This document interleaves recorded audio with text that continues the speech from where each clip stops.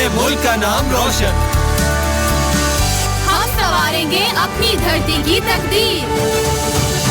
Science की दुनिया से खेल के मैदानों तक हम लहराएंगे सब हिलाली परचम। हम किसी से कम नहीं।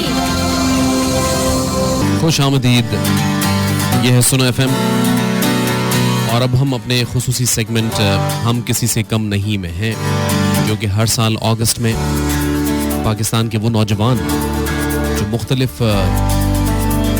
शुबहाए ज़िंदगी में न सिर्फ अपना नाम रोशन करते रहे बल्कि उनकी इनोवेशंस के ज़रिए उन्होंने पाकिस्तान का नाम भी रोशन किया अपनी एक्टिविटीज़ के ज़रिए।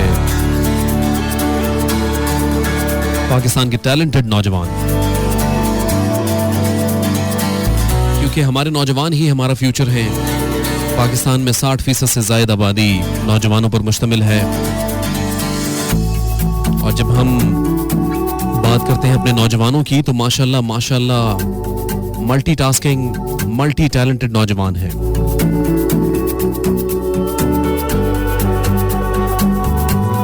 तो ऐसी ही एक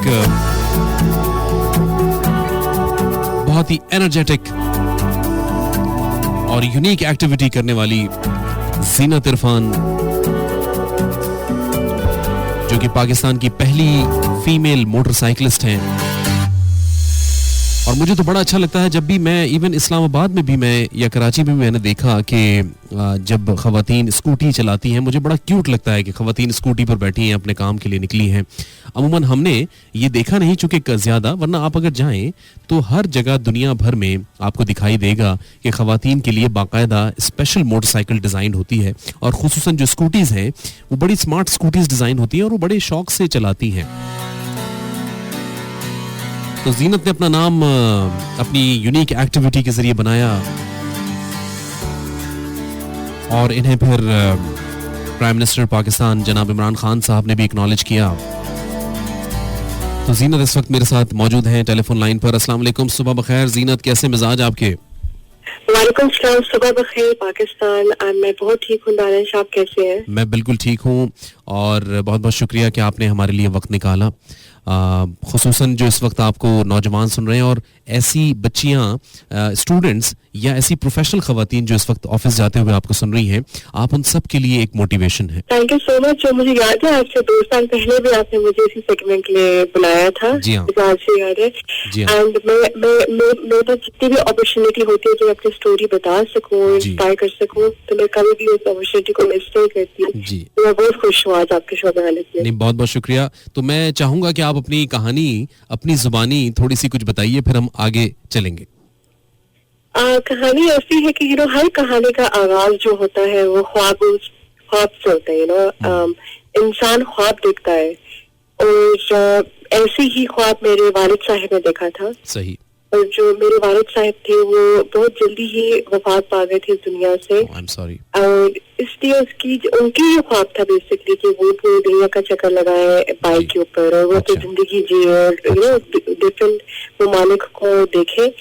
जाहिर सी बात है उनकी जिंदगी इतनी ही थी तो वो नहीं देख सके, मगर जो उनका ख्वाब आज भी जिंदा है। बिकॉज मुझे मेरी अम्मी ने बताया था कि वो ये करना चाहते थे। एंड फिर मेरे भाई ने ये इरादा बनाया था कि जब हम बड़े होंगे, कभी भी जब हमारे पास मौका मिलेगा तो हम जरूर इस ख्वाब को breathe life into this dream of his.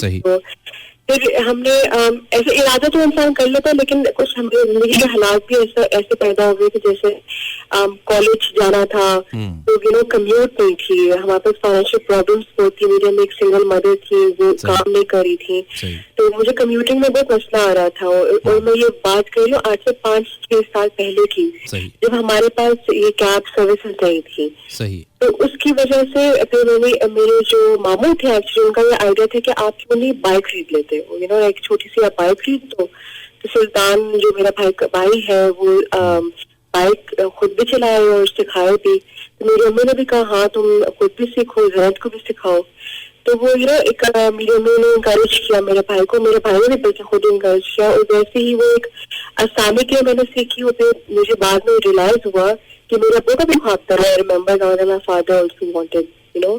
तो पहली जो बाइक आपने सीखी थी वो क्या 70 सीसी पे सीखी थी या 125 पे सीखी थी डायरेक्टली? मैंने 70 पे सीखी। अच्छा, 70 पे सीखी। बाइक 70 थी। अच्छा। और उसकी ट्रेनिंग भी मैंने ऐसी ली थी कि पहले तो मैं शहर में चलाती थी, तो शहर की साइकोलॉजी, जो आपकी रोड की साइकोलॉजी है, वो थोड़ी अलग होती है सही एज कम्पेयर टू पहाड़ी इलाकों में चलाने की। तो पहले तो मैंने यहाँ सीखी थी, फिर उसके बाद मैंने ट्रेनिंग के लिए क्या किया था, मैं लाहौर से इस्लामाबाद गई थी GT रोड के थ्रू। अच्छा। और 70 सीसी पे गई ट्रेन करने थे ना कि मैंने अभी पहाड़ी इलाकों में चलाना है, तो मैं ट्रैफिक को कैसे, जो ट्रक्स होते हैं आपका तो जो थोड़ी सी वो ना इंक्लाइन स्टार्ट हो जाती है, जो इस्लामाबाद के पास आ रहे होते कलर कहार की तरफ। बिल्कुल सही। तो वो सब किस तरह करूंगी बाइक पे, तो फिर मैंने अपने आपको ट्रेन किया था। मैं पहले लाहौर से इस्लामाबाद गई थी, जून का महीना था, 2015 की बात है। थोड़ी सी मुझे हॉलीडेज मिली थी फ्रॉम अपनी यूनिवर्सिटी से, मैं चली रही ना उन हॉलीडेज में। सही। और फिर उसके बाद मैं अगस्त में 2015 में मैंने वो प्रॉपर ट्रिप लिया था, जब मैं पंजाब पास गई थी अपने 125 सीसी पे। फिर मैंने 125 पे स्विच की थी बाइक अपनी। सही। ऐसे सब कुछ स्टार्ट हुआ था। अच्छा, तो अब हम तो जैसे अगर इस्लामाबाद से रावलपिंडी आ जाएं 70 सीसी बाइक के ऊपर तो हम थक जाते हैं। तो आप तो GT रोड पे निकल पड़ी। हाँ जी, और मैं मुझे याद है आज भी कि मुझे तकरीबन आई थिंक 11-12 घंटे लगे थे लाहौर से इस्लामाबाद। 70 सीसी है और 60 की स्पीड में जा रही हूँ। अच्छा। आहिस्ता आहिस्ता करके मैं गई थी। आई रिमेम्बर अभी भी वो जो ट्रक वाले जो हॉर्न बजाते थे ना, मैं घबरा जाती थी लाइक मुझे आवाज से कि ये क्या हुआ है ना। तो आपको यूज टू होना होता है ऐसी चीजों से, तो मतलब डिफिकल्ट लेकिन मुझे करना था ट्रेन। तो पैशन रहता है जहाँ वहाँ इंसान कर लेते हैं। बिल्कुल ठीक। तो आप फिर खुंजरा पास तक भी गई, ये सफर कैसा था आपका? मैं खुंजरा पास तक की थी। मैंने खुंजरा पास के अलावा भी काफी इलाके किए थे। स्कर्दो किया था मैंने, बल्तिस्तान का रीजन जो है आपका स्कर्दो होता है, यू नो, एंड गिलगित में हुंजा है, फिर आपका यू नो बाकी जो एरिया था। तो मैं वहाँ तक गई थी। सारे 3000 आई थिंक मेरा पहला जो ट्रिप था वो 3200 किलोमीटर पे था। सही। फर्स्ट जो मेरा ट्रिप था। और मेरे भाई की अपनी बाइक थी, मैं अपने भाई के साथ ट्रैवल किया था। तो बेसिकली मैं मेरा भाई थे और मेरे कुछ फ्रेंड्स के साथ हम 6 लोग थे। वो सारे गए थे ऊपर पंजाब तक। अच्छा। एंड फिर उसके बाद वो दिन है और आज का दिन है। I have not stop travelling. और मैंने एक अच्छा काम ये किया था कि मैंने अपना पेज खोला फेसबुक पे, उससे मैंने काफी चीजें लिखी कि मैं यहाँ गई हूँ और मैंने ये चीजें एक्सपीरियंस की है। तो मैं राइटर हूँ काइंड ऑफ, क्योंकि मैं बचपन से लिखती हूँ। तो मुझे कभी भी अपने वायरलेस इमेजिनेशन में नहीं पता था कि मैं वायरल हो जाऊंगी या मुझे स्टोरी पिक की जाएगी। ठीक। तो सर ये हुआ था बेसिकली। अच्छा, तो आपके ऊपर फिर एक मोटरसाइकिल गर्ल के नाम से एक यूं समझिए कि टेलीफिल्म भी बनी जिसमें सुहा अली अबड़ो ने आपको फीचर किया। जी जी जी जी। तो उसमें ये बायोपिक थी मुझ पे, एक पाकिस्तानी इंडस्ट्री का आई थिंक फर्स्ट बायोपिक थी जिसमें एक ऐसा सब्जेक्ट था about motivation and about you know inspiring other women. तो अदनान सैयद जो मेरे फिल्म के डायरेक्टर हैं, उन्होंने मेरी स्टोरी को सुना और उन्होंने कहा कि मैं आप पे फिल्म लाना चाहता हूँ। उन्होंने कहा कि आपकी स्टोरी बहुत इंस्पायरिंग है। और मैं क्योंकि आई वाज वेरी आपको पता है मैं तो ऐसी हूँ कि मैं इंडस्ट्री में इतना मुझे नो हाउ नहीं थी तब। तो तब मैं जरूर थोड़ा सा मुझे हुआ था एक दफा कि मैं किसी को अपनी जिंदगी के राइट्स दे रही हूँ ना कि आप मेरी जिंदगी पे फिल्म बना लें। लेकिन मैंने इसलिए हाँ की थी बिकॉज आपको पता होगा कि पाकिस्तान में जो फिल्म इंडस्ट्री में लव स्टोरीज होती है, कॉमेडी होती है, बट कोई ऐसी स्टोरी नहीं होती जो यंग गर्ल्स देख सके, देखकर इंस्पायर हो सके। सही। तो इसलिए मैंने कहा कि आप बनाने को I can see the vision of it, तो मैंने हाँ कर दी थी। Very nice.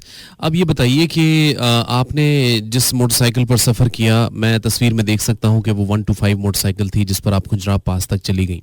तो जो मोटरसाइकिल की मैन्युफैक्चरिंग है, क्योंकि अभी पाकिस्तान के अंदर लग्जरी मोटरसाइकिल्स अभी आना शुरू हुई हैं रिसेंटली। इससे पहले तो लग्जरी मोटरसाइकिल्स का कोई सिलसिला था ही नहीं। और चूंकि जो लग्जरी मोटरसाइकिल होती है उसके अंदर जो शॉक्स हैं, उसकी जो सीट है, वो थोड़ा आपको सपोर्ट करती है कि आप अगर लॉन्ग डिस्टेंस ट्रैवल भी कर रहे हैं तो आप बहुत ज्यादा थकते नहीं हैं। इस हवाले से क्या कहेंगे आप? जी, इस हवाले से ये है कि पाकिस्तान थोड़ा सा यू कैन से थोड़ा सा ट्रबल मुझे यहाँ होती है एज ए मोटरसाइकिलिस्ट कि यहाँ पे ना ऐसी मोटरसाइकिल्स मिलती नहीं है जो प्रॉपरली टूर्स के लिए बनी गई हो। सही। जैसे 125 सीसी है, 70 सीसी है या 150 है सुजुकी की जो बाइक है।